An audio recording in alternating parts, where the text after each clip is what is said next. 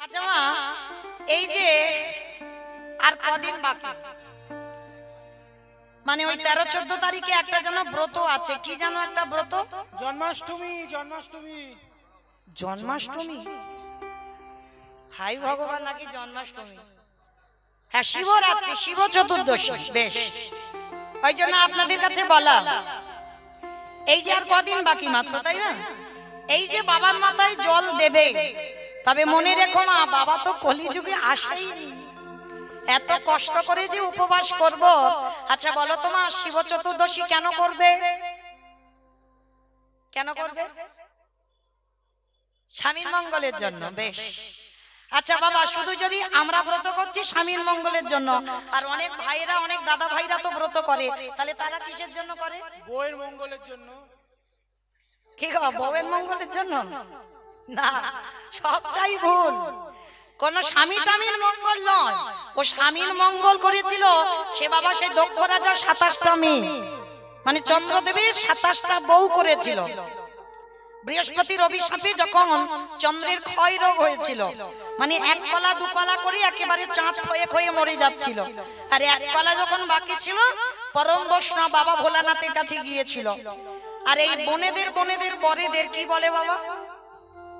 মানে বোনের একসঙ্গে অনেকগুলো বোন, আর তাদের স্বামীদের কি বলা হয়? ভাইরা ভাই, ভাইরা ভাই। ভাইরা ভাই। আপনারা কি বলেন? ভাইরা ভাই তো?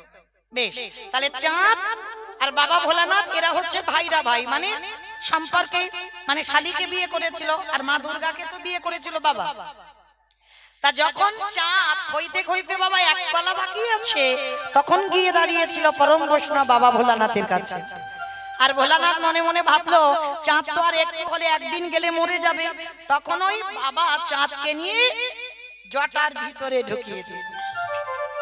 দেখবেন বাবার মাথায় একটা এক কলা চাঁদ আছে না, যার জন্য বাবার একটা নাম হচ্ছে চন্দ্রশেখর, হ্যাঁ, আবার বলা হচ্ছে শশী শেখর, এই বাবা ভোলানাথের নাম। তা এই যে বাবাকে রেখে দিল, বাবা রেখে দিল চাঁদকে এই জটার ভিতরে, কেন? ওই জায়গা তো বাবার একটা ফ্রিজ আছে, খুব ঠান্ডা। কে যেন আছে না একটা মেয়ে, কে গো? পতিত পাবনী গঙ্গা, তাই তো? এই পতিত পাবনী গঙ্গা বাবার জটার ভিতরে আছে, আর ওইখানে চাঁদকে রেখে দিল। এইবার 27টা মেয়ে তো জানে মৃত্যু হয়ে গেছে স্বামী, কাঁদতে কাঁদতে যখন জামাই বাবুর কাছে এসে কান্নাকাটি বাঁধিয়ে দিয়েছে, হঠাৎ দেখে না জামাই বাবুর মাথার দিকে তাকিয়ে চাঁদ মাথার উপরে বসে আছে। জামাই বাবু, ওই তোমাদের স্বামীকে রেখে দিয়েছো মাথায়, দাও নামিয়ে দাও, আমরা যে কেঁদে কেঁদে মরে যাচ্ছে স্বামীর বিহরে। তো যখন কান্নাকাটি বাঁধিয়ে দিয়েছে, পরম বৈষ্ণব বাবা ভোলানাথ বলছে, দেখো তোমরা যদি আমার প্রাণ চাও আমি দিয়ে দেব, তোমরা 27 জন যদি আমার শালিকা এসেছো, যদি আমার কৈলাসটাকে চাও আমি দিয়ে দেব, কিন্তু চাঁদকে দিতে পারবো না। কেন? আরে চাঁদকে যদি নামিয়ে দিই চাঁদ তো মরে যাবে, তাই চাঁদকে নামানো যাবে না। তাহলে কি কোনোদিন আর আমার স্বামী ফিরে পাবো না? পাবে। যাও প্রভাস তীর্থে চলে যাও, দ্বিতীয় দিন যাবে, তৃতীয় দিন জল তুলবে, আর চতুর্দশীর দিন এসে 27টা শালি জামাই বাবুর মাথায়তে ঢেলে দিল। আর যখনই ঢেলে দিল, ওই প্রভাস তীর্থের জল পেয়ে এক কলা দু কলা তিন কলা চার কলা হতে হতে 15 দিনের মধ্যে চাঁদ আবার পরিপূর্ণ। 15 দিনের মধ্যে পরিপূর্ণ হয়, আবার 15 দিন পর আবার চাঁদ এক কলা দু কলা করে ক্ষয়ে যায়, কিন্তু এক কলা রেখে দিয়েছে, চাঁদ মরবে না বাবার মাথায়। তাহলে এইভাবে সেই দিনটা ছিল চতুর্দশীর দিন, আর ওই 27টা শালী বাবার মাথায় জল ঢাললো বলে আবার তার স্বামীকে ফিরে পেয়েছিল। সেই ব্রতটা আপনারা আমরা পালন করি, যার জন্য বলি স্বামীর মঙ্গলের জন্য ব্রত, কিন্তু না, স্বামীর মঙ্গল সেই দক্ষ রাজা 27টা মেয়ে করেছিল। আমাদের স্বামীরা দিব্যি তো বসে আছে ঘরে, কাজকর্ম করছে, তাহলে তার মঙ্গলের জন্য কেন? না, এটা জড় জগতের স্বামী, তাদের মঙ্গলের জন্য ব্রত নয়। চরণ ধরে বলে যাই মা, শিব চতুর্দশী যারা করেন তাদের চরণে দণ্ডবাদ প্রণাম, আর যারা করেন না তাদের চরণ ধরে বলে যাচ্ছি, প্রত্যেকটা দাদা ভাই বাবা ঠাকুরদেব বলে যাচ্ছি, শুধু মায়েদের ব্রত নয় এটা, আমাদের সবার ব্রত। কেন জানো? বাবা তো পরম বৈষ্ণব। হঠাৎ কেউ ভগবানের কাছে সরাসরি যেতে পারবে না। ভগবানের কাছে যেতে গেলে ভক্ত চরণ আশ্রয় করতে হবে। আর ভক্ত যদি হতে হয়, একজন আছে, তিনি হলেন ত্রিলোকের বড় বৈষ্ণব বাবা ভোলানাথ। আর ভোলানাথকে কেউ যদি সন্তুষ্ট করে দিতে পারে, তিনি তো এমনি বাবা নাম আশুতোষ। একটা বেলপাতা একটা বাতাসা দাও, হয়ে যাবে। সারা রাত্রি করতে হবে না। যারা পারেন না, মানে যারা ব্রত করেন না, একটু সকাল থেকে সন্ধ্যা পর্যন্ত থেকে বাবার মাথায় একটু বেলপাতা বাতাসা একটু জলটা ঢেলে দিও, কেমন? একটু ভক্তি ভরে দিও। আর একটা প্রার্থনা, ও স্বামী টামির মঙ্গল নয়, একটাই কথা বলো, আমি যেন কৃষ্ণ প্রেম ভক্তি লাভ করব। কারণ ভক্তি যার কৃষ্ণ তার সর্বশাস্ত্রে কয়, ভক্তি না থাকিলে কৃষ্ণ দেখিও বাকিবা। তাহলে এইটুকু চাওয়ার জন্য আমাদের শিব চতুর্দশী ব্রত, যেন আমাদের কৃষ্ণ ভক্তি লাভ হয়, আমরা যেন তাড়াতাড়ি ভগবত ধামে যেতে পারি। তাহলে মায়েরা বোঝা গেল, সেই পরম বৈষ্ণব বাবা ভোলানাথ কলিযুগে হলো অদ্বৈত আচার্য মশাই। কিন্তু কেন? এ জায়গাতে আমাদের জানার প্রয়োজন। তো কেন বাবা কলিযুগে শিব রূপটা ধরতে পারছে না? এই যে আমরা এত মানুষ ব্রত পালন করছি, তবু বাবা শিব রূপ হচ্ছে না কেন? তার একটাই মাত্র কারণ। কারণটা কি জানো?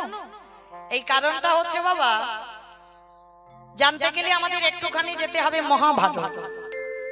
আর ঘটনাটা তো মহাভারতে ঘটেছিল।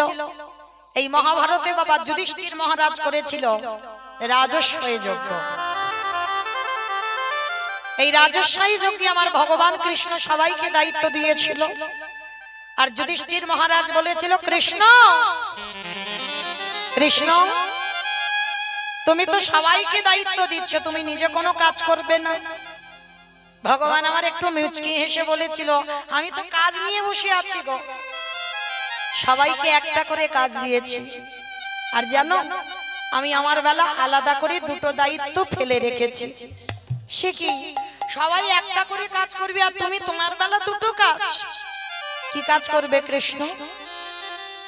বলে, জানো দাদা, আমার প্রথমবারই কর্ম হবে, এই যজ্ঞে যত যত ভক্ত আসবে, আমি কৃষ্ণ দয়াময় হয়ে সবার প্রথমে নিজের হাতে আমি চরণ যুগল ধৌত করে দেব। চমকে উঠেছে, অসম্ভব।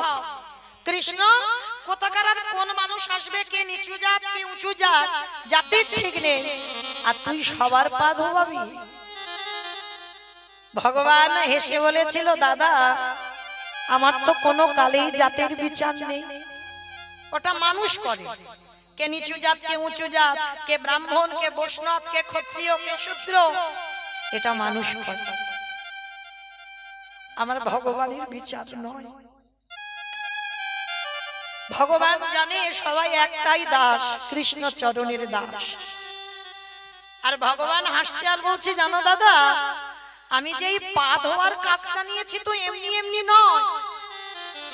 কেন নিয়েছি জানো? এই পা ধোয়ার দায়িত্বটা নিলাম জগৎকে শেখাবার জন্য। নিজে আচরি ধর্মজীবেরই শেখাই, নিজে না করলে ধর্মজীবকে শেখানো না যায়। আপনাদের আমাদের চৈতন্য দিলেন কৃষ্ণ। কি চৈতন্য দিল? আমা আগেকার দিনে বাবা এই নিয়মগুলো ছিল, তবু বাবা সত্যি কথা বলছি, আপনাদের মেদিনীপুরে এখনো আছে। অন্যান্য জেলাতে যদি না থাকে, আপনাদের মেদিনীপুরেই আছে। আমাদের মতো অধম কীর্তনিয়ারা যদি আসে, সাধুগুরু বৈষ্ণবরা যদি আসে, সবার আগে বাবা পা ধোবার ব্যবস্থা এখনো করে। কিন্তু এটা শুধু এই জেলা বলে নয়, প্রত্যেকটা মানুষের কর্তব্য। বাড়িতে যদি গুরুজন আসে, বসতে দেওয়ার আগে সবার আগে বাবা পা ধোয়ার ব্যবস্থা করতে হবে।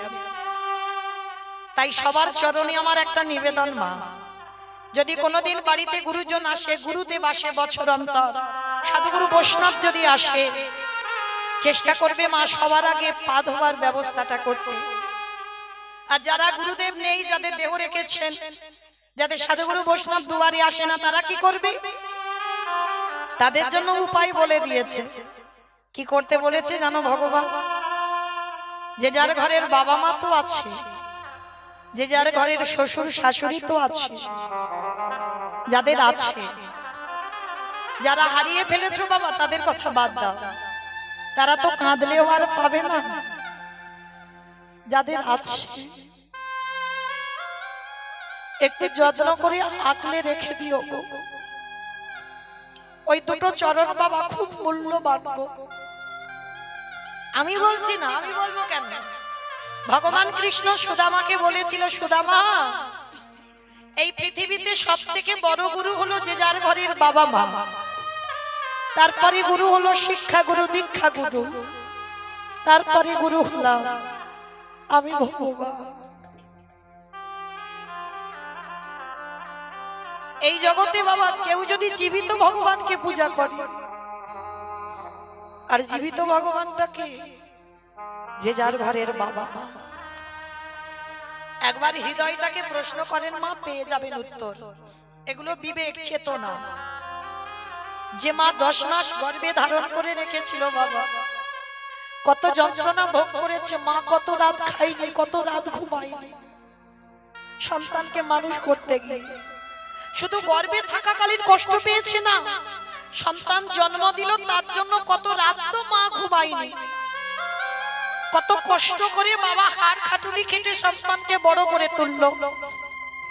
তাহলে আমাদের কি মনুষ্য জীবনে কর্তব্য নয় বাবা যে অন্তত বছরে একবার লক্ষ্মী পূজা, দুর্গা পূজা, সরস্বতী পূজা সব পূজা করছো, তাহলে একবার অন্তত বছরে, আমি রোজ রোজ বলছি না মা, বছরে একবার অন্তত বাবা মাকে পূজা করো। সিংহাসনে বাবা মাকে বসাও, নিজের হাতে চরণ যুগল ধৌত করো, নিজের হাতে গলায় বাবা মাকে মালা দিয়ে যত্ন করে একবার ভালো করে খাইয়ে দিও। ভগবান বলছে সেই ভক্ত যদি আমাকে ডাকতেও ভুলে যায়, আমি সারা জীবন সেই ভক্তের দরজায় বন্দী হয়ে তুঝে ভক্তে নিতাই গৌর প্রেমানন্দে হরি বল হরি বল।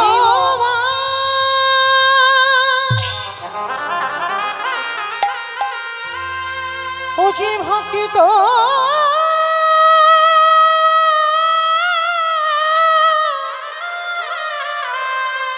ভক্ত ছাড়া কিছু জানি না,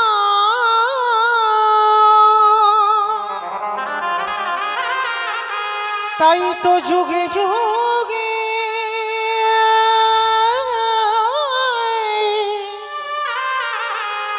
ও যে ভক্তের কাছে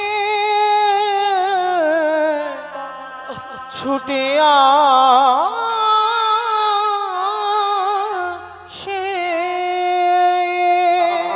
যেতে হয় না তাকে বৃন্দাবন, যেতে হয় না নবদ্বীপ, হরিদ্বার, দক্ষিণ ভারত, কোথাও যেতে হয় না যদি তুমি তোমার জীবিত ভগবানকে ভালোবাসতে পারো। তাই তো ভগবান সমাজকে শিক্ষা দেওয়ার জন্য রাজস্বায়ী যজ্ঞে আজকের পা ধোয়ার কাজ করছে। শুধু পা ধোয়াচ্ছে নয় বাবা, আরো একটা কাজ করেছিল। কি কাজ জানো? যত যত ভক্ত এসে প্রসাদ পেয়েছিল, কৃষ্ণ আমার ওই এঁঠো পাতাগুলো নর্দমায় ফেলেছিল। শুধু নর্দমায় ফেললো না, ওর ভিতরে আরো একটা কাজ করেছিল। যত যত ভক্ত প্রসাদ পাচ্ছে, পাতাতে লেগে আছে একটু করে এঁঠো। কৃষ্ণ দয়াময় ওই এঁঠোগুলো নিয়ে আজকে সারা গায়ে বাজছে।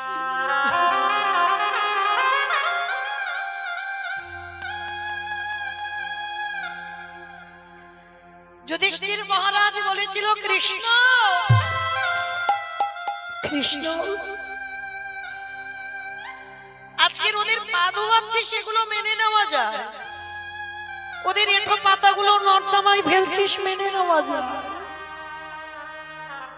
কিন্তু ওদের এঁঠোগুলো তুই গায়ে মাখছিস কেন?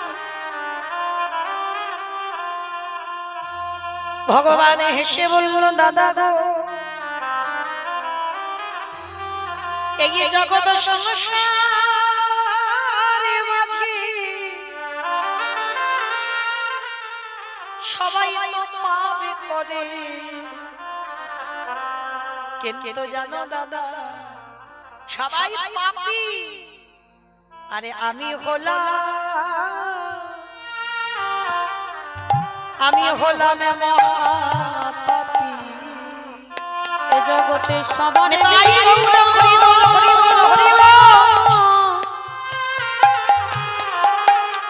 এ জগতে সবার বিচার করি বটে, কিন্তু আমি হলাম মহাপাপী।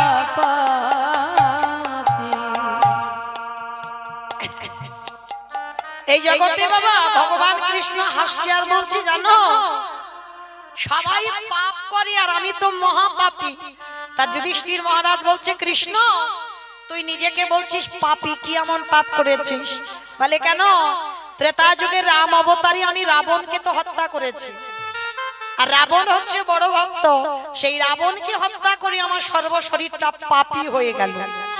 আর সেই পাপ আমি এই যজ্ঞে ভক্তদের চরণ যুগল ধৌত করি পাপ থেকে মুক্তি পেতে চাইছি। তা ভগবান কৃষ্ণ রাজস্বায়ী যজ্ঞের দরজায় দাঁড়িয়েছে মা। অগ্নিদেব, পবনদেব, বরুণদেব, ইন্দ্র, ইন্দ্রাণী, ব্রহ্মা, সাবিত্রী, শিব, দুর্গা সব পর লাইন দিয়ে দাঁড়িয়ে আছে। এইবার কৃষ্ণ একে একে পা ধোয় আর যজ্ঞের ভিতরে প্রবেশ করা। এমন সময় আমার জগৎ জননী মা, যে মায়ের পূজা হচ্ছে, ওই মা ভোলানাথকে ডাকছে, প্রাণনাথ প্রাণনাথ এদিকে এসো।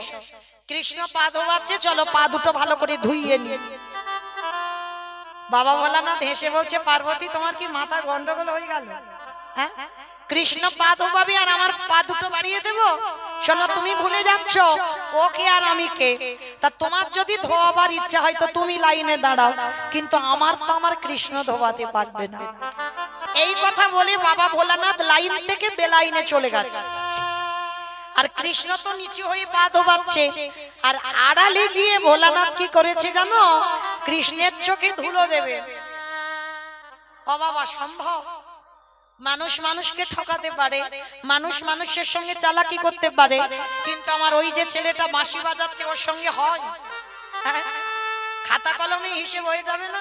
কে কীর্তন শুনছে, কে শুনছে না, কে গল্প করছে, কে হেসে যাচ্ছে, কে কেঁদে যাচ্ছে, আর কে বসে বসে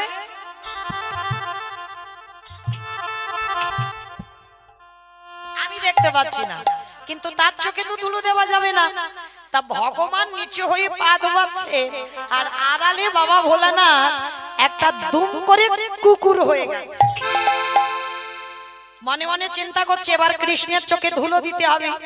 তা কৃষ্ণের কোথা থেকে যাবে, ওই পায়ের তলাটা একটু হাঁটুর নিচে ফাঁকা মতো দেখতে পাচ্ছে। তা বাবা ভোলানাথ বলে ওই পায়ের তলার ভিতর থেকে গলে ভিতরে চলে যাবে। আর আড়ালে গিয়ে পরম বৈষ্ণব বাবা ভোলানাথ কুকুর হয়ে গুটি গুটি পায়ে আসছে। আর এসে বাবা কৃষ্ণ ইচ্ছা করে অন্য মনস্ক হয়ে আছে, আর পায়ের হাঁটুর কাছটাকে একটু ফাঁকা করে রেখে দিয়েছে যাতে ভোলানাথ ওর ভিতর থেকে ঢুকে যেতে পারে। এবার পিছন থেকে এক পা দুপা করে এসে কুকুর রূপী ভোলানাথ সবে মাত্র মাথাটাকে, আর যেই না মাথাটা দেওয়া, আমার কৃষ্ণ হাঁটুটা নিয়ে কুকুরের কানের কাছে চেপে, এইবার দেখ কেমন লাগে। আর যেই না কানের কাছে চেপে দিয়েছে, কুকুর কি করবে? কেউ কেউ করবে না, বারবার বলছে কৃষ্ণ ছেড়ে দে, কৃষ্ণ ছেড়ে দে, কৃষ্ণ ছেড়ে। বলে ছাড়বো বলে ধরি নাই, হে বৈষ্ণব গোসাই, ও হে বৈষ্ণব গোসাই,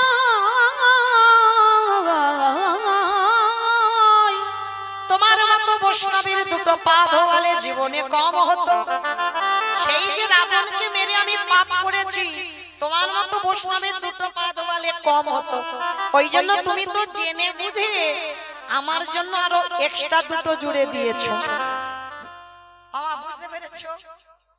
শিব ঠাকুরের কটা পা? দুটো, আর কুকুরের চারটে।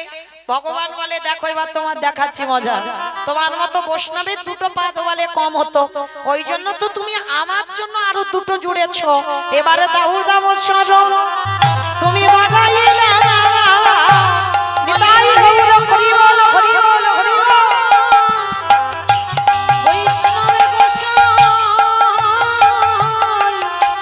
দাও দাও চরণ পাড়ায় দাও বলি আরে তো চরণ ছাড়িব নাকি মানে দাও দাও চরণ পাড়ায় দাও বলি আরে তো চরণ ছাড়িব নাকি দাও দাও চরণ পাড়ায় বলি এই তো ধরিলাম ভক্ত চরণ দাও চরণ নিতাই গৌর হরি বলি বল আমি তো চরণ ছাড়িব নাহি চরণে বাড়াই দাও বলে দাও দাও চরণ বাড়াই দাও আস্তে। এইবার বাবা মোটা দড়ি নিয়ে কুকুরটাকে আষ্টে পিষ্টে বেঁধেছে আর বাঁধলে কি হবে কুকুরের চারটে পা শুধু ছটফট করছে ভগবান বলে এবার পায়ের ব্যবস্থা করতে হবে মোটা দড়ি নিয়ে কুকুরের চারটে পা এক জায়গা রেখে বেশ করে বেঁধে দিয়েছে আর যেই বেঁধে দিল কুকুর আর কিছু করতে পারছে না শুধু ধুলায় গড়াগড়ি যায় আর কৃষ্ণ কৃষ্ণ বলে কাঁদে কৃষ্ণ কাঁদে। ওরে কৃষ্ণ রে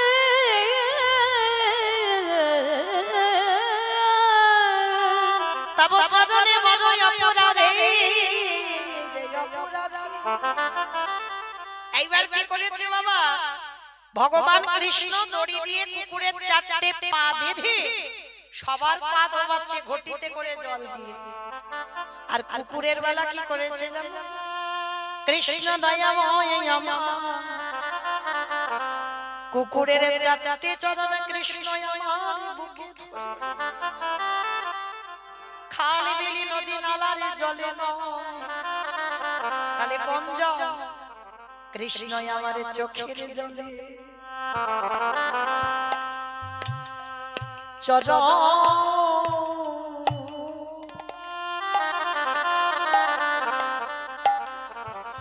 চরণ ধবা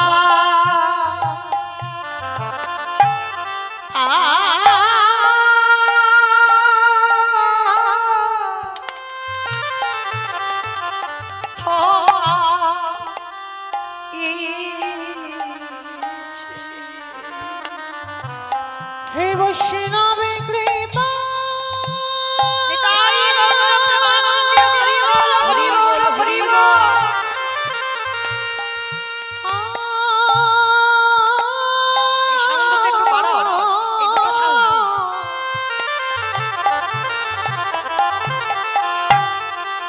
হে বৈষ্ণবে কৃপা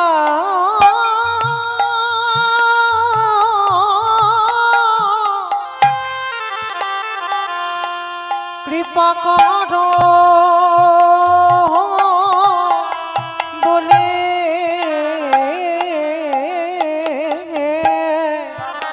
আজ চোখের জলে চরণ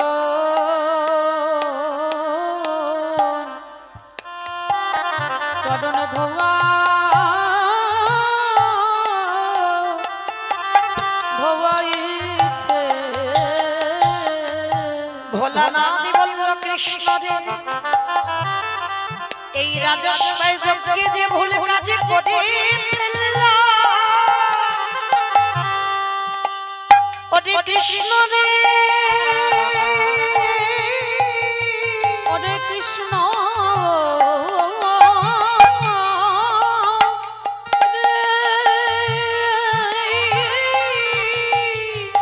তোরে চরণ ছুঁয়ে আমি প্রতিজ্ঞা করিলাম আগত কলি যুগে আমি কোনোদিনই আর শিব হব না। আস্তে আমার বুঝতে পেরেছেন আমি যেখান থেকে গিয়েছিলাম আবার ঘুরে ফিরে সেখানে চলে এলাম প্রশ্নটা কি করেছিলাম সত্য ত্রেতা দাপরিতে শিব কিন্তু কলিতে শিব নয় তিনি হয়েছেন অদ্বৈত আচার্য গোসাই আর সেই অদ্বৈত আচার্য গোসাই হলো আজকের রাজস্বাই যজ্ঞে ভোলানাথ প্রতিজ্ঞা করেছিল কৃষ্ণ আগত কলিযুগে আমি শিব হব না অদ্বৈত আচার্য তুই আমার কৃষ্ণ হবি না তুই হবি নদীধারিণী মাই চা নদিয়ারিণী মাই চা ওরে 12 বছর তুলসী ভাষায় তোকে আহ্বান করব তোরে থেকে আমি 52 বছরের বড় হব আর শোন আমারে ডাকে যেদিনে তুই নদিয়ায় নামবি, আমি শান্তিপুর থেকে তোর সঙ্গে নদিয়ায় দেখা করতে যাব। যেদিনে তুই আর আমি দুজনে মুখোমুখি হব, এই যে রাজস্বাই যজ্ঞে তোর চোখের জল আমার চরণে পড়ল, আমি কুকুর হয়ে তোর চরণে অপরাধ করে ফেললাম, এই অপরাধ সেদিন খণ্ডন করব। যেদিন কলিযুগে অদ্বৈত হব, তুই আমার নিমাই হবি। যেদিন আমরা দুজনে এক জায়গায় এক দাঁড়িয়ে যাব, ওরে সেদিন চোখের জলে চরণ আমি ধোবাইব। যেদিন নিতাই গৌর হরিবোল হরিবোল। নিমাই হবি, সেদিন চোখের জলে চরণ ধোবাইব। সেদিন কেঁদে ঋণ শোধ করিব। এই প্রতিজ্ঞা করে গেলাম, আমি এই প্রতিজ্ঞা করে গেলাম। সেদিন কেঁদে ঋণ শোধ করিব। চরণ ছাড়া করিবি না হে। নিতাই গৌর হরিবোল। নদিয়াতে নিমাই হবি, সেদিন এমনি করে চরণ ধোবাইব। আস্তে। তাহলে মায়েরা পরিষ্কার বোঝা গেল, যার জন্য পৃথিবীতে কারোর ডাকে এলো না, অদ্বৈত আচার্যের ডাকে এলো। এসে কি করছে আমার গৌরাঙ্গ মহাপ্রভু? আজকে নিতাই চাঁদকে সঙ্গে নিয়েছে, আর নিতাই চাঁদকে সঙ্গে নিয়ে আমার নিতাই চাঁদ কি করছে জানো? নিতাই যারে দেখে তারে বলে দন্তে তৃণ ধরি। ধরি রে আস্তে। আমার তৃণ মানে কি গো? খড় খড়। তৃণ মানে খড়, ঘাস। বেশ, নিতাই চাঁদ দাঁতে ঘাস নিয়েছে বাবা, ভালো করে কথাটা বুঝবেন। যেমন আমার সমাজে একটা নিয়ম আছে, সেটা কেউ মানে আবার কেউ মানে না। এই সমাজের নিয়মটা কেমন?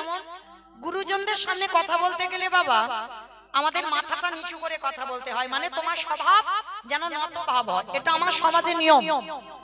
কিন্তু চৈতন্য মহাপ্রভুর সমাজে একটা নিয়ম ছিল, তুমি গুরুজনের সামনে যখন কথা বলবে তোমার দাঁতে একটা ঘাস নিতে হবে। আর দাঁতে ঘাস নিলে কি বুঝবে কথাটা সত্যি বলছি বা কথাটা বিনতার সহিত বলছে। তা নিতাই চাঁদ দাঁতে ঘাস নিয়েছে, নিয়ে কি করছে জানো? নবদ্বীপের অলিতে গলিতে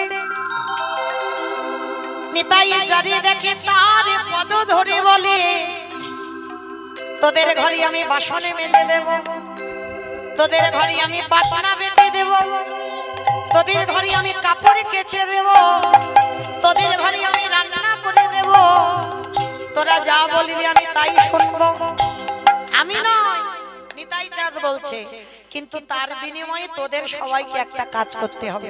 তোরা যা যা বলবি আমি তোদের ঘরে তাই তাই করে দেব, কিন্তু তোদের একটা কাজ করতে হবে। কাজটা কি? তোরাই আমাদের তোরা আমারে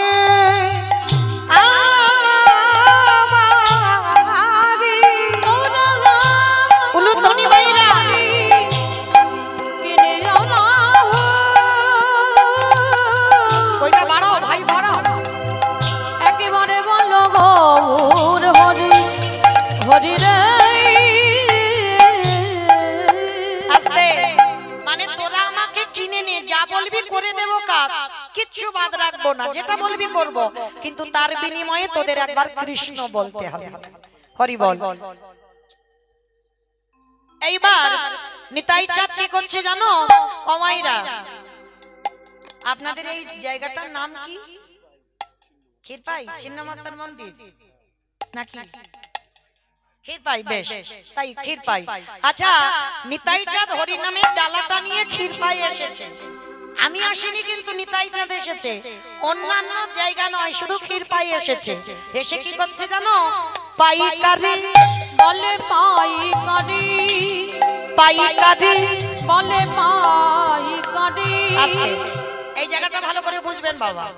আচ্ছা, যখন এই মাঠে থেকে এই যে এত আলু চাষ হয়েছে, এই আলু যখন একসঙ্গে তুলে বাবা এক জায়গা দেওয়া হয়, মানে সবজি যখন বাগান থেকে তুলে এক জায়গা দেন, একটা দোকানে দিয়ে দেন, তাকে আপনারা কি বলেন? পাইকারি। বেশ, আমরা ডায়মন্ড হারবারেও বলা হয় পাইকারি দেওয়া। তো নিতাই চাঁদ কি বলছে দেখো, হরিনামের ডালাটা নিয়ে এসেছে ক্ষীর পাই, এসে কি করছে পাইকারি। পাইকারি মানে অন্য কোথাও দিচ্ছে না, আপনাদের এখানে দিচ্ছে। আর একটা মানে হচ্ছে বাবা একটু বোঝেন, এইটা হচ্ছে কীর্তন, তলিয়ে ভাবার নাম হলো তত্ত্ব। পাইকারি বলে পাইকারি, মানে একটা হচ্ছে পাইকারি মানে একসঙ্গে দিচ্ছে পাইকারি দেওয়া, আর একটা মানে হচ্ছে পাইকারে মানে হরিনামটা যে দেব ক্ষীর পায়েস তেমন জায়গা পাচ্ছে না। শেষে নিতাই চাঁদ বিরক্ত হয়ে এক জায়গা দিয়ে দিয়েছে, কোথায় জানো? দোকানে। ওই দোকানি, ওই দোকানে, ওই দোকানি, পানের দোকান, ফুচকা দোকান, মুদিখানা দোকান, স্টেনারি দোকান। ওমা কোন দোকানে দিল? ঘুগনি দোকান। ও বাবা কোন দোকানে দিল? বেশ, তার মানে দেখেছো বাবা, শুধু মারা রান্না করে না, বাসন মাজে না, ছেলে পুলে মানুষ করে না, এরাও কীর্তন বোঝে। দোকানে, এই দোকানি, যারা দোকানে খুলে বসে আছে উলুতরি, দিল দোকানি, যারা দোকানে খুলে বসে হরিনামে দিল দোকানি। এত বলি নিতাই চাঁদ ঘুমে গড়ে যায় জয় রে উলুধ্বনি, উলুধ্বনি। এত বলি নিতাই চাঁদ ওই ঘুমে গড়ে যায় রে। আমার সোনার, আমার সোনার সোনার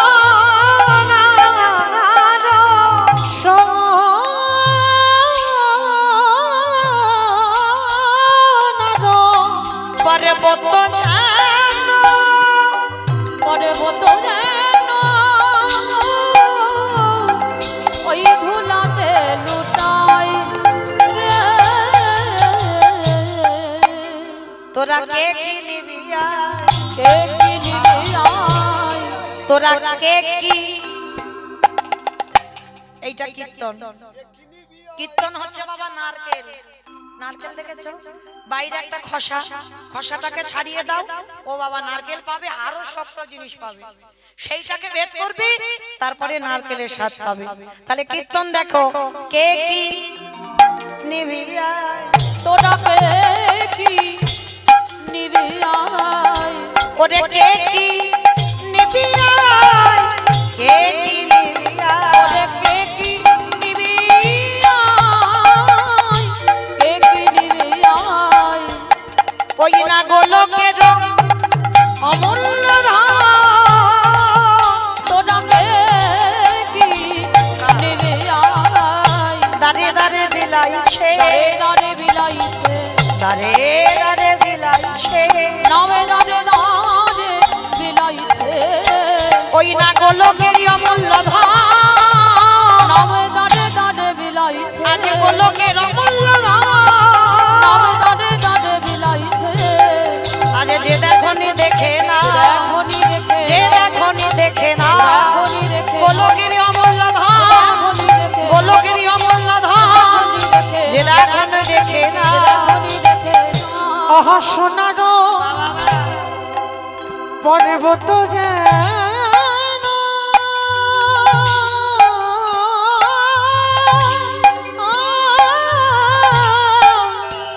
আজ ধুলাতে লুটায় রে। আজ ধুলাতে লুটা হেন অবতারি যা রতি না জন্মিল, রতি না জন্মিল,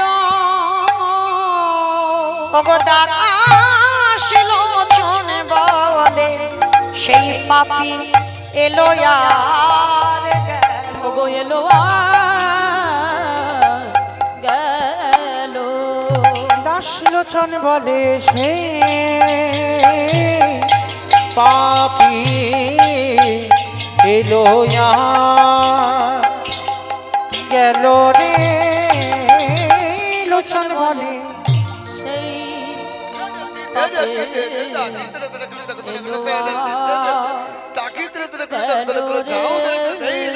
লোচন বলে সেই পাপি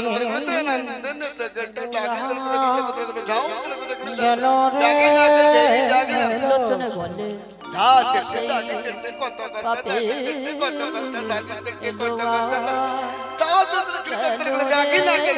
দাস লোচন বলে সেই পাপি এলো গেল রে বলে সেই পাপে নিতাই গৌর প্রেমানন্দে হরি বল হরি বল হরি বল। পাপি এলো গেল রে লোচনে বলে সেই পাপে এলো আর গেল রে দাস লোচনে বলে সেই পাপি। জানি তাই চলো এবার আমরা সবাই যাবো একটু বৃন্দাবন। সবাই মিলে একবার বলেন তো গৌর সুন্দরে কি ধ্বনিটা হলো কি এটাও জয় মানে ভক্ত বিভোর হয়ে ডুবে গেছে বাবা। আমি বললাম ধ্বনিটা হলো কি এটা নাকি জয়। এটা জয় হবে কেন? এটা জয় নয়। এত জোরে জয় দাও কত দূর শোনা যাবে? বাবা ঘাটাল চলে যাবে, তারকেশ্বর যাবে, এদিকে হচ্ছে চন্দ্রকোনা চলে যাবে। ওমা যাবে যাবে যাক বাবা লাইটটা দিয়েছে বলে আমি মাথাটা নড়লো দেখতে পেলাম। ঠিক আছে তাহলে এই যে মাথা যখন নেড়েছে বাবা যাবেই ধনি। আজকে না যাক কালকে না যাক কিন্তু যাবে, এ জন্মে না যাক কিন্তু যাবে, বিশ্বাসটা রাখতে হবে। আচ্ছা দেখি সবাই একবার হাত দুটো তোলো তো দেখি সবাই।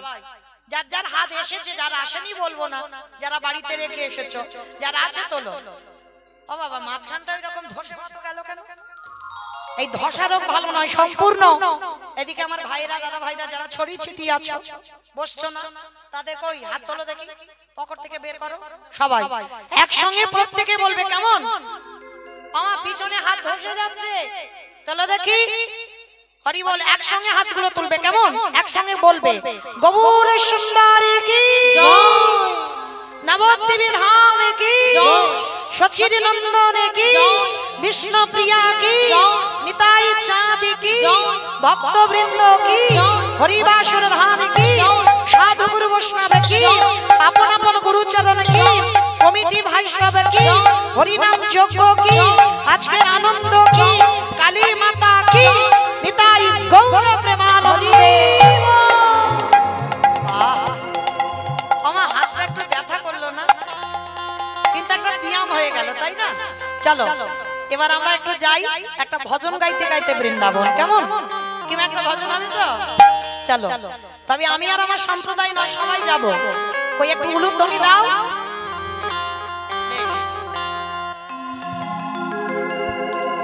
রাখাল রাজা বনে দেরে কোথায় বৃন্দাবন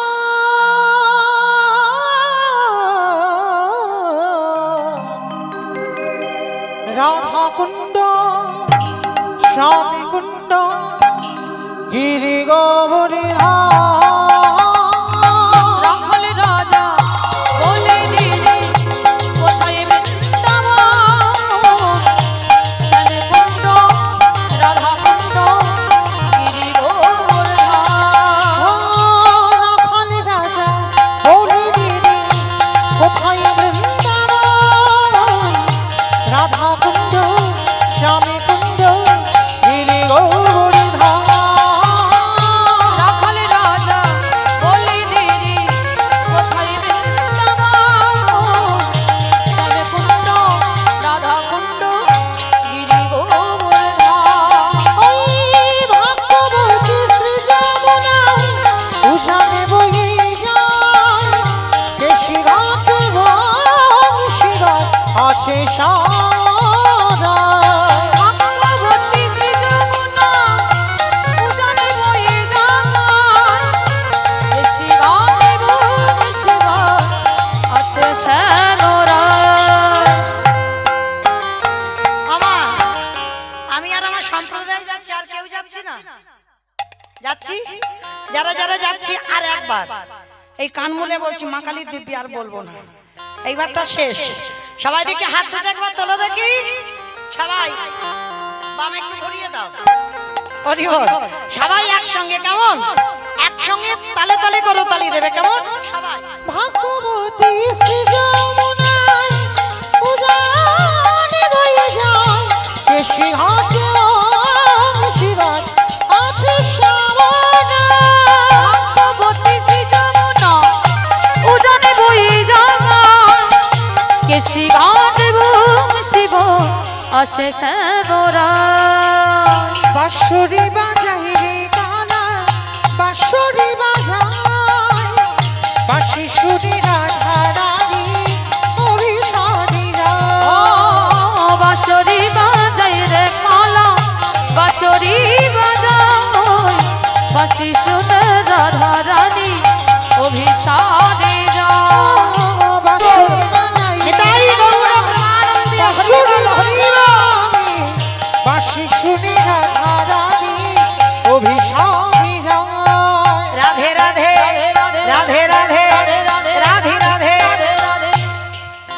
বলছো ওই আওয়াজটা তো ঠিক হচ্ছে না, আমি একটু জোরে জোরে বলো কেমন। সকাল থেকে যারা আমরা কৃষ্ণ নাম করেছি জানা হবে এই রাধা শব্দটা উচ্চারণ করলে কোটি কোটি জন্মের পাপ দূরীভূত। তোলো দেখি হাত সবাই, হরি বল।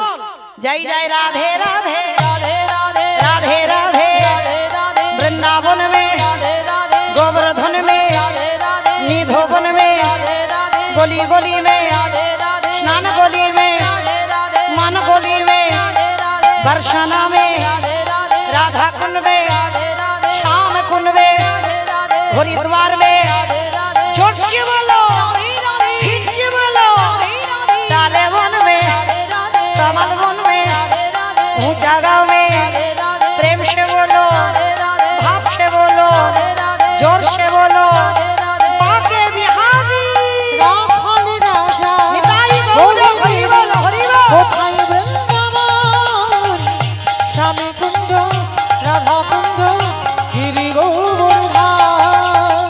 তখন রাজা বলিতে রে কোথায় বৃন্দাবন, স্বামী কুণ্ড রাধা কুণ্ড গিরি ও গোবর্ধন। স্বামী কুন্দ রাধা কুন্দ গিরি ও গৌরধাম। স্বামী কুণ্ড রাধা কুণ্ড গিরি গোবর্ধন। प्रेम से बोलो राधा रानी की জয় আমার জয়টা হলো কি করে হলো? এ তো রাস্তার উপরে উঠছে না, একটু জোরে দাও, গলাটা ছেড়ে দাও। আচ্ছা মা, তোমাদের এই ক্ষীর পাই কি শাশুড়ি বৌমাতে ঝগড়া টগড়া হয় না? হয়। আচ্ছা, শাশুড়ি বৌমাতে ঝগড়া হলে যে গলাটা বার হয় একটু বের করো তো দেখি সবাই, একটু দেখি হাত দুটো তোলো তো দেখি একবার সবাই, প্রত্যেকে বলবে বলো রাধা রানী কি জয় তার মানে ঝগড়া হয়। বৃন্দাবনেশ্বরী কি যমুনা मैया की नंदगामों की ऊंचागामों की वर्षानवों की भक्त वृंदों की हरिवासर धाम की साधु गुरु वैष्णव की अपन अपन गुरु चरण की कमिटी भाई सब की हरि नाम यज्ञ की आज के आनंद की निताई गौर प्रेमानंदे। বেশ, চলো আজকে আমরা সবাই যাব কোথায়? আজকের এই লীলায় আজকে আমরা আস্বাদন করব। জগতে ভগবানের অনেক ভক্ত আছে বাবা, ভক্তের অভাব নাই, বহু ভক্ত আছে, কিন্তু ভগবান আজকের একটা ভক্তের জন্য কাঁদছে। সে ভক্তটা কেমন জানো? ভগবানের ইচ্ছা জেগেছে, আমি জগতে অনেক ভক্ত দেখেছি কিন্তু কোথাও মহাসতী আমি দেখলাম না। জগতে অনেক ভক্ত আছে কিন্তু কোথাও সতী দেখলাম না। তা ভগবান চিন্তিত, তো আজকে চিন্তায় পড়েছে, আমরা আস্বাদন করব বাবা মহাসতী অনুসুবা। তাহলে ভগবানও ভক্তের জন্য কাঁদে। আজকে কার জন্য কাঁদছে? জগতে কোথায় মহাসতী জন্ম নিয়েছে। এই যে মায়েরা, এখানে আমরা অনেক নারী জাতি আছি, আপনাদের বিশেষ করে মন দিয়ে শুনতে হবে কেমন, অনেক কিছু জানতে পারবেন। এখানে তো যারা আমরা দাঁড়িয়েছি বসেছি আমরা বউ আমরা স্ত্রী সহধর্মিনী এখানে সবাই নয়। আর সতী তো অত বাদ দাও, সহধর্মিনী হতে পারছি না আমার সতী। হ্যাঁ এ জগতে তো সতী তারা যাদের দুটো করে স্বামী। আমার কার দুটো স্বামী একবার হাত তুলে দেখাও সিরিয়ালে। হরি বল। কি গো ভয় পাচ্ছে দেখেছো? এই প্রথমে বলে নিয়েছি কীর্তন যেমন তেমন নয়, কীর্তন হচ্ছে নারকেল, ভিতরে যেতে হবে। তলিয়ে বাবার নাম হলো তত্ত্ব। তাহলে ভয় পাচ্ছ হাত তুলতে, জানাজানি হয়ে যাবে যে আমার দুটো স্বামী। ভুলে যাচ্ছ কেন? এটা কীর্তনের আসর, আজে বাজে কথা নয়। সতী ছে যার দুই স্বামী হয়। কিরকম? যারে ঘরে পতি যারে বাইরে পতি, যারে ঘরে পতি যারে বাইরে পতি। ঘরে পতিটাকে কোন ঘরের কথা বললো ভগবান? ওই যে ইট বালি সিমেন্টে গাঁথা ঘর, ও ঘর নয়। তাহলে কোন ঘর? রক্ত মাংসে দেহে গড়া ঘর। এই ঘরে দেখেন বাম দিকে হাত দিয়ে দেখেন একটা আওয়াজ হচ্ছে ধপ ধপ ধপ। কি গো? ওটাই তো তোমার স্বামী, ঘরের ভিতরের স্বামী। ওটা আছে বলে তুমি এত কীর্তন শুনছো, এত কীর্তন গাইছি, এত সাজগোজ, এত এলাক খোসা। প্রথমে বলে নিয়েছে বাবা এখানে কেউ পুরুষ নয়, সত্য নারী। তাহলে ঘরে একটা পতি আছে, আর বাইরের পতিটাকে অগ্নি সাক্ষী করে বাবা যার হাতে তোমার তুলে দিল ওইটা বাইরের পতি। যদি ঠিক ঠিক ভাবে কোন নারী এই দুই পতির চরণ সেবা করতে পারে তাহলে তারাই হবে জগতে সতী নারী। নিতাই গৌর প্রেমানন্দে হরি বল হরি বল। তাহলে মায়েরা এবার হাত তুলতে অসুবিধা নেই তো? বুঝতে পেরেছো? পালাটার নাম আরেকবার বলে দাও। বুঝতে পারেনি, আরেকবার বলি। আজ আস্বাদন হবে মহাসতী অনুসুবা। মহাসতী অনুসুবা। তো আজকে বৈকুণ্ঠপতি নারায়ণ বসে বসে চিন্তিত, বসে বসে ভাবছে। এমন সময় দেবর্ষি নারদ, মানে এই নারদের একটা স্বভাব আছে, মা বলো তো কি স্বভাব? লাগান ভাগান করা। আমরা মাঝে মাঝে বলি না তুই কি নারদ হয়েছিস, এর গল্প নিয়ে বল লাগাচ্ছিস কেন, তার গল্প নিয়ে এর কানে দিচ্ছিস কেন? এটা নারদের চরিত্র। তো আজকে নারদ মুনি গিয়ে দাঁড়িয়েছে বৈকুণ্ঠপতি নারায়ণের কাছে। প্রভু প্রভু কি ব্যাপার? প্রভু এ কি তোমার চোখে জল, তোমার বদন দেখে মনে হচ্ছে তুমি কিছু ভাবছো। আমার ভগবান একটু হেসে বলছে হ্যাঁ নারদ আমি একটু চিন্তিত আছি। কিসের জন্য চিন্তা তোমার প্রভু? আমার বলো। আমি নারদ, আমার কথা হয় নারদ, বলো কি চাও? নারদ আমি জানি তুমি আমার বড় ভক্ত। নারদ আমার খুব মনে ইচ্ছা জগতে কোথাও কি মহাসতীর জন্ম হয়নি? আমি এত ধরনের ভক্ত দেখেছি কিন্তু মহাসতী কোথায় জন্ম নিয়েছে এইটা আমার জানতে খুব ইচ্ছা। নারদ বলছে প্রভু তোমার মাথাতে একেবারে গেছে। এই মহাসতীর সন্ধান আবার তাও আবার তুমি বলছো মরতে। ঠাকুর মরতে তো লোক খেতে যায় আর ঘুমাতে যায় আর টিভি সিরিয়াল দেখতে যায়, ওখানে সতী টতী আছে? বলে না রো, ওরা খাক ঘুমান টিভি সিরিয়াল দেখুক যাই করুক না কেন, কিন্তু মরতে এমন এমন চরিত্র আছে যাদের কথা শুনলে তোমার হৃদয়টা দুলে উঠবে। ঠিক আছে ঠাকুর তাহলে চলো দেখি কোথায় মহাসতীর আগমন ঘটেছে। তা নারদ তুমি যাও, তুমি খবরটা নিয়ে আমাকে দিয়ে যাবে। তো নারদের একটা অভ্যাস আছে তো বাবা, সর্বদা বিনাতে হরিনাম করা। হরিনাম করতে করতে বিনাটা করে নিয়ে এসে নেমেছে মর্তের মাটিতে। আচ্ছা বাবা হঠাৎ যদি ভগবান আমার নারদকে পাঠায় আর নারদ যদি হঠাৎ বিনাটা নিয়ে এখানে নামে কি অবস্থা হবে বাবা বুঝতে পারছো? নারদ মনে মনে ভাবছে না আমাকে তো আসল রূপে গেলে হবে না, আমাকে যেতে হবে ছদ্মবেশে।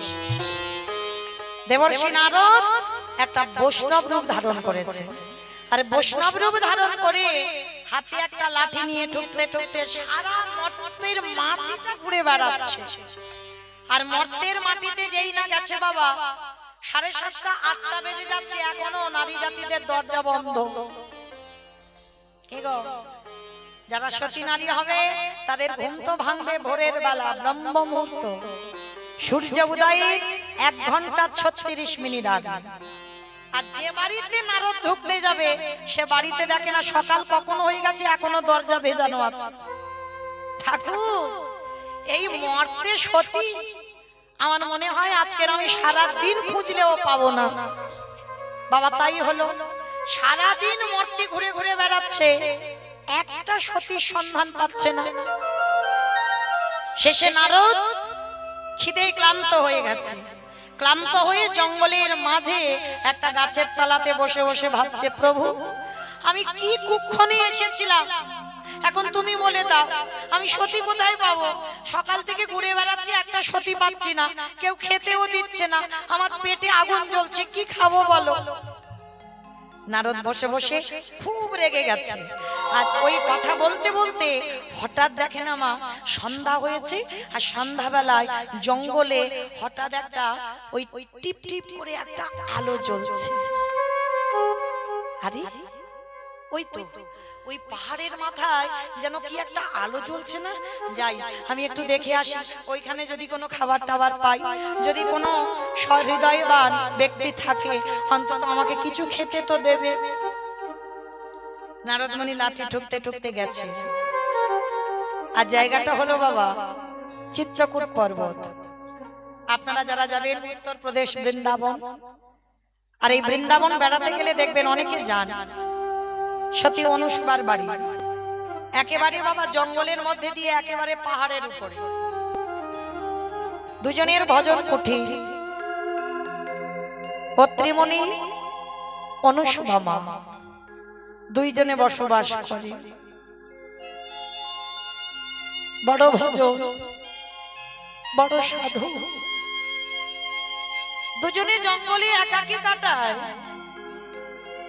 আর স্বামী পূজায় বসে, স্ত্রী যত্ন করে পূজার আয়োজন করে দেয়।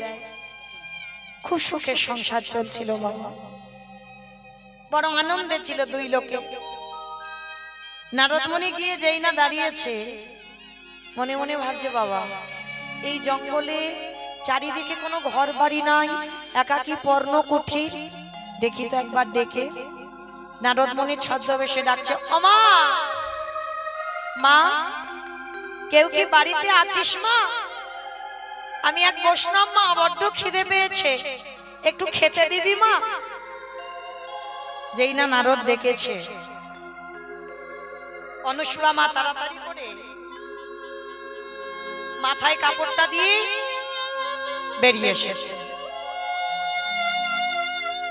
যেই না মাথাতে ঘোমটাটা দিয়ে বেরিয়ে এসেছে, আর নারদমণি অনুসুবা মাকে দেখে একটা কথা মনে রাখবেন মা, যারা সতী নারী হয় তাদের চলাফেরা, কথা বলা, প্রত্যেকটা ভাব আলাদা হবে। সাধারণ নারীদের মতো হবে না, একেবারে আলাদা চরিত্রে হবে। দেখবেন মা, আপনারাই বুঝতে পারবেন যখন কোনো কোনো মেয়ে অপরাধ নেবেন না বাবা, এটা বাস্তবে আছে, আমরা যারা অনুভব করতে পারি। দেখবেন বাবা, যদি ঠিক ঠিক বনিদি বাড়ির মেয়ে হয়, তাদের পোশাক, তাদের রাস্তা চলাফেরা দেখলে বোঝা যায়। আর দেখবেন কোন কোন মেয়েরা যখন হেঁটে যাবে না, যেন উটের মতো যাচ্ছে, মানে হাঁটা চলাগুলো যেন উটের মতো ভাব। আর এক একটা মেয়ে হেঁটে হেঁটে যাবে, দেখবে মা যেন হাতির মতো দুলে দুলে যায়। এইগুলো লক্ষ্য করতে হবে। তো আজকে অনুসুবা মার স্বভাব, চরিত্র প্রত্যেকটা আলাদা। নারদমণি গিয়ে যেই না খাবার কথা বলেছে, অনুসুবা মা মাথায় কাপড় দিয়ে বলছে, বাবা আমি যে আপনাকে সেবা দেব, কিন্তু বাবা আমার স্বামীর সেবা যে এখন হয়নি, আমার স্বামী সেবা না দিয়ে আমি তো কাউকে সেবা দিই না বাবা। যেই না বলেছে, নারদ কথাটা শুনে চমকে উঠে, ও মা, এই মর্তে এরকম মেয়ে আছে যে আগে স্বামী সেবা দেবে, তারপরে অন্যান্য বস্তু সেবা। প্রভু তাহলে তোমার একটু দেখতে হয় আজকে রাতটা এই বাড়িতে থেকে যে চলাফেরা, এর চরিত্র, এর ব্যবহারটা কেমন। অনুসুয়া মা বসবার জায়গা দিয়েছে, বসেছে, ঘরে গিয়ে পতি সেবা করেছে, স্বামী সেবা করে, স্বামীকে যত্ন করে গুছিয়ে খেতে দিয়ে পাখার বাতাস করে স্বামীর সেবা হয়ে গেল। এইবার নারদের জন্য পারসটা সাজিয়ে নারদকে নিবেদন করেছে। নারদ সেবায় বসেছে আর অনুসুয়া মা পাশে বসে বসে পাখার বাতাস করছে। কে গো মা, এখনকার দিনের কথা নয় যে ইলেকট্রিকের একটু সুইচ টিপে দিলে পাখা চলছে, পাখার বাতাস করছে। আর নারদ মুনি সেবা করছে। অনুসুয়া মা জিজ্ঞাসা করছে, বাবা তোমার কেউ নেই? এত বয়স হয়েছে, তুমি এই বয়সে ভিক্ষা করে খাচ্ছ কেন বাবা? তোমার পরিবারে কি কেউ নেই? নারদ মুনি মনে মনে ভাবছে, ও বাবা আসল পরিচয় তো দেওয়া যাবে না, ছলনা করতে হবে। নারদ মুনি বলছে, মা ছিল ছিল ছিল, এককালীন আমার সব ছিল, কিন্তু আজকে আপন বলিতে কেহ নাই জগতে, আমার মা মা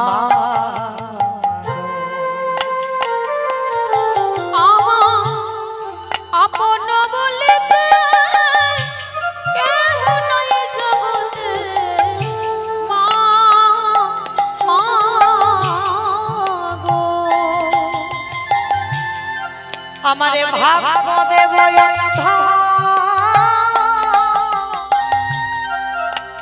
আমারে কপালে মন্দ মা, আমার ভাগ্য দেব বন্ধু, আমার পালে মন্দ মা। ওই আমার ভাগ্যে দেশ হলো না আমার মা।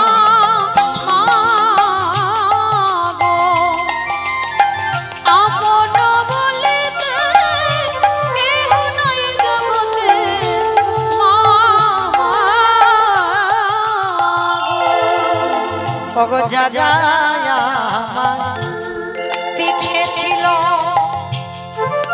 তারা আগে চলে গেল,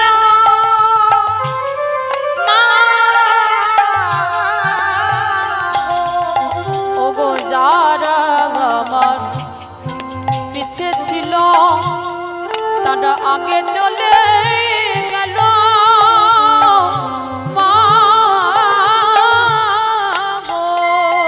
আমি পথে পথে ঘুরি ভিক্ষা করি মা, আমি পথে পথে ঘুরি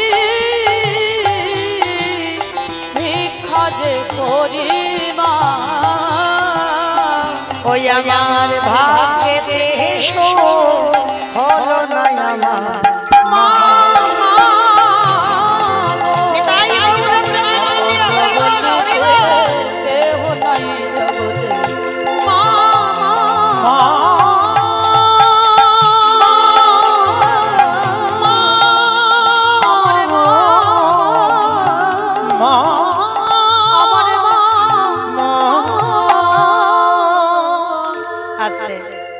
অনুষ্মা বলছে, ও বাবা একটা কাজ করো, তোমার যখন কেউ নেই যতদিন ইচ্ছা তুমি আমার কাছে থাকো। বলে না মা, না থাকলে হবে না, ভিক্ষাই আমার সম্বল, আমাকে চলে যেতে হবে। তবে মা আজ রাতটুকু আমি তোর বাড়িতে কাটাতে চাই। নারদমণি কি খাবার জন্য থাকবে গো? সতী চিনবার জন্য। রাতটুকু রয়ে গেল অনুসুবার বাড়ি। আর এই অনুসুবা মা প্রতিনিয়ত তার নিত্য কর্মটা কি? ভোরের বেলা ঘুম থেকে ওঠে। আর ভোরের বেলা ঘুম থেকে উঠে বাবা, স্বামী তখন শয়নে থাকে, স্বামীর পাশ থেকে উঠে গিয়ে প্রথমে যায় কোথায়? প্রভাতে উঠিয়া। ভালো ভালো শোনেন মায়েরা, নারীদের চরিত্র কেমন হওয়া উচিত। মাতা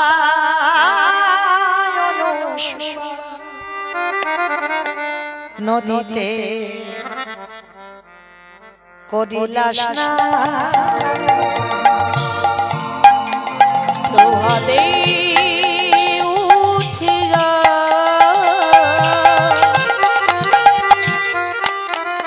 মাতা অনুসুয়া নদীতে